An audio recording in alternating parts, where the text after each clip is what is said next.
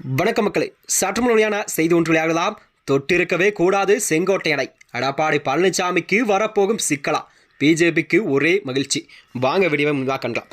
அதாவது அதிமுகவிலிருந்து நீக்கம் செய்யப்பட்ட குறித்துதான் மூத்த தலைவர் செங்கோட்டையன் என்று செய்தியாளர் சந்தித்து பேசினார். அவர் கூறுகையில், அப்போது அதிமுகவின் பொதுச்செயலாளர் எடப்பாடி பழனிசாமி மீது பல்வேறு குற்றச்சாட்டுகளை எல்லாம் முன்வைத்தாராம். அதாவது சீனியர் என்ற முறையில் எனக்கு நோட்டீஸாவது அனுப்பியிருக்க வேண்டும். அதிமுகவிலிருந்து நீக்கப்பட்டது வருத்தமாக உள்ளது. கண்ணீர் சிந்தும் நிலையில் உள்ளேன். அதாவது துரோகம் செய்தது எடப்பாடி பழனிசாமி தான் என்றெல்லாம் செங்கோட்டையன் கூறியிருக்கிறாராம்.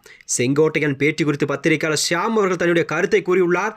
பிரபல சேனலுக்கு அவர் பேட்டியளித்தாவது, அதாவது எடப்பாடி பழனிசாமியை செங்கோட்டையன் சொல்லிவிட்டார். இது மிகப்பெரிய விமர்சனமாகும். துரோகத்துக்கு நோபல் பரிசு தர வேண்டுமானால் அது எடப்பாடிக்குத்தான் தர வேண்டும் என்று வெளிப்படையாகவே சொல்லியிருந்தாராம். தன்னை நீக்கியது தொடர்பாக சட்ட நடவடிக்கை தொடர்பதாக செங்கோட்டையன் சொல்லியிருந்தார்.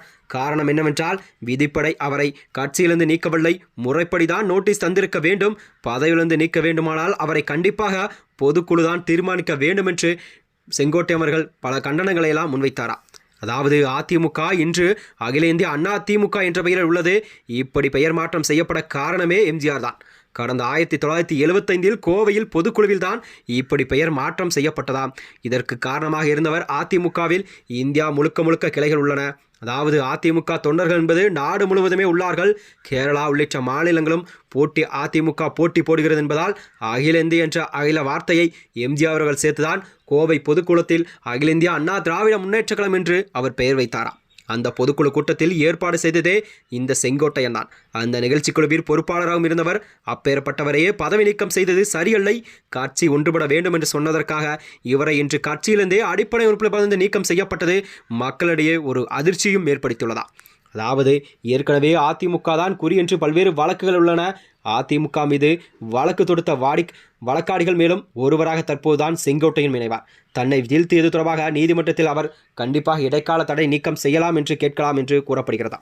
எப்போதுமே ஒருவருக்கு எதிரான நடவடிக்கை என்பது கட்சி எடுக்கும் பொழுது அவரது தரப்பில் உள்ள நியாயத்தை கேட்பதுதான் சாதாரண சட்டம்.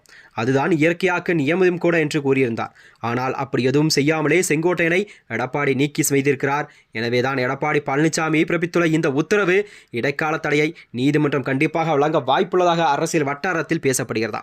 அதேபோலதான் கட்சியின் நடவடிக்கை குறித்து யாரும் கோர்ட்டுக்கு போக முடியாது என்ற கட்சியின் விதியும் உள்ளது. எனவே இது குறித்து வரப்போகும் நாட்களில் கண்டிப்பாக நீதிமன்றத்தில் அலசப்படும்.